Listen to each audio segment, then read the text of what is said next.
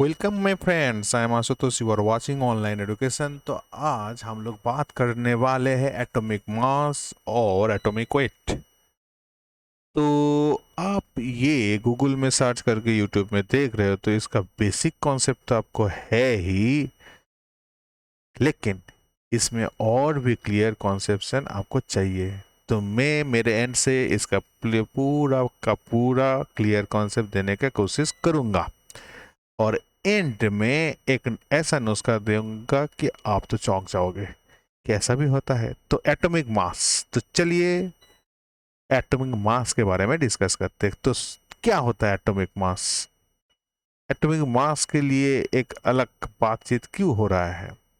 Atom तो आप तो जानते हो, उसका मास तो मास है। तो इसमें आलोचना का विषय कहाँ से आया?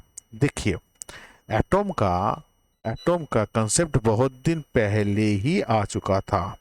डाल्टन ने इसका कंसेप्ट बहुत पहले दे चुका था, लेकिन दिक्कत ये था कि एटम इतना छोटा होता है कि इसको कोई भी वेट मशीन में रख के इसका वेट हम नहीं निकल पा रहे थे। फिर से रिपीट कर रहा हो, ये इतना छोटा पार्टिकल है कि इसको दुनिया का कोई भी वेट मशीन है नहीं है कि इसका वेट निकाल ले।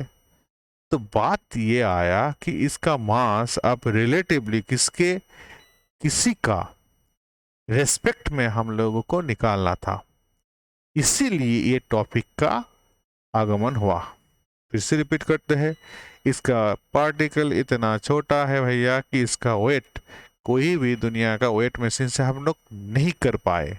तो इसीलिए किसी के रिस्पेक्ट में भैया ये भी एक चीज है कि जो भी वेट हम लोग करते हैं किसी के रिस्पेक्ट ही करते हैं। तो ये देखिए ना, ये मान लीजिए वेट मशीन है, ठीक है ना, बाजार में जो बिकता है।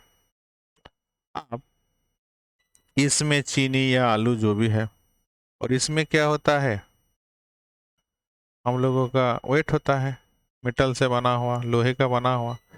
तो ये प्री डिसाइडेड होता है कि ये 1 किलो है। तो इधर भी तो इस जो वेट के रिस्पेक्ट में ये आलू या चीनी को हम लोग वेट कर रहे हैं।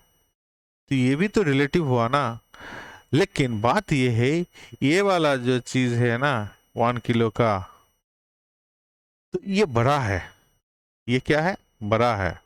फिजिकली हम इसको टच कर सकते हैं, पकड़ सकते हैं, लेकिन ये छोटू को हम लोग किसी भी, अगर मान लीजिए कोई वेटिंग कोई इंस्ट्रूमेंट अगर बना भी ले तो कैसे पकड़ेंगे? तो इसको रिलेटिवली हम लोगों को वेट करना पड़ता है। रिलेटिवली वेट मतलब क्या होता है? देखो जी, हम लोग क्या किए, पहले एटॉम को थोड़ा समझ लेते हैं। ठीक, एंडिंग में आगे देखिए, ये आपको बुक में कहीं नहीं मिलेगा, ये था नुस्खा।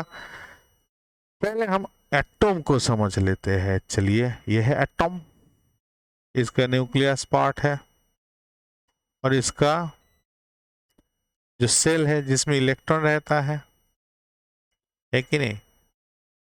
और ये क्या है? न्यूक्लियस। अब देखिए, इलेक्ट्रॉन है लेस मास, मतलब इसका मास इतना छोटा है कि अगर इसको जीरो भी कंसीडर करोगे तो चलेगा। अब आते हैं न्यूक्लियस पार्ट का। तो न्यूक्लियस में क्या होता है? एन नंबर प्रोटॉन होता है, एन नंबर न्यूट्रॉन होता है, और उसमें एन नंबर इलेक्ट्रॉन भी होता है इलेक्ट्रॉन के सेल में, बाहर में। न्यूक्लियस के बाहर में एन नंबर इलेक्ट्रॉन होता है, मतलब उसका जो एटॉमिक नंबर होता है वो हिसाब से उसमें इलेक्ट्रॉन, प्रोटॉन और न्यूट्रॉन होता है कि नहीं? बेसिक कॉन्सेप्ट, जाहिर सी बात है आपको समझ में आई ही होगा। एकदम सिंपल सी बात मैंने कहा है इधर, कि जितना उसका एटॉमिक नंबर है, फॉर एग्जांपल अगर मान लीजिए हम लेते हैं क्लोरीन को, Cl, तो उसका एटॉमिक नंबर है 17। तो इसका मतलब ये निकला कि इसमें 3 पार्टिकल है, 17 इलेक्ट्रॉन 17 प्रोटॉन और 17 न्यूट्रॉन। तो एकदम सिंपल सिंपल बात है, कुछ इसमें डाउट या कंफ्यूजन नहीं है। अब बात इधर से घूम गया। क्या देखिए, हम लोगों को क्या चाहिए था, ये जो 1 किलो का एक लोहे का टुकड़ा चाहिए था इधर, तो इधर भी ऐसा कुछ चाहिए था जिसके रिस्पेक्ट में हम वेट करें। तो चलिए, रेस्पेक्ट वाला चीज हम लोगों के पास आ गया। क्या आ गया, इलेक्ट्रॉन का तो कोई मास ही नहीं है, तो इलेक्ट्रॉन को छोड़ दो। मास वाला पार्टिकल कौन है, प्रोटॉन है। कितना है, 17 प्रोटॉन है। न्यूट्रॉन कितना है, 17 है।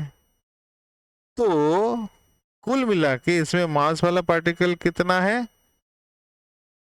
34 यूनिट है कि नहीं है।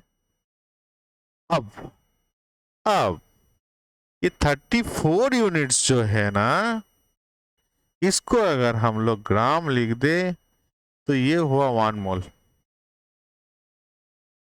तो मोल के कॉन्सेप्ट बाद में आएंगे, इसको छोड़िए। 34 आया ना। अब क्लोरीन का जो वेट था, अगर उसको 34 से हम लोग डिवाइड कर दे तो क्या मास आया, या एक प्रोटॉन का मास या एक न्यूट्रॉन का मास, जो क्या है क्लोरीन का मास डिवाइडेड बाय 34। कार्बन के स्केल से बुक में होगा बहुत सारे, कार्बन के जो वेट है, कार्बन का जो मास है, उसके हिसाब से हम लोग निकालता है। तो 12C, 12C क्यों, एटॉमिक मास उसका 12 है, क्यों 12 पड़ा है ये भी सोच लेते हैं। इसका एटॉमिक नंबर 6 है, तो इसमें 6 न्यूट्रॉन और 6 प्रोटॉन है कि नहीं, 6 न्यूट्रॉन और 6 प्रोटॉन है। क्लियर।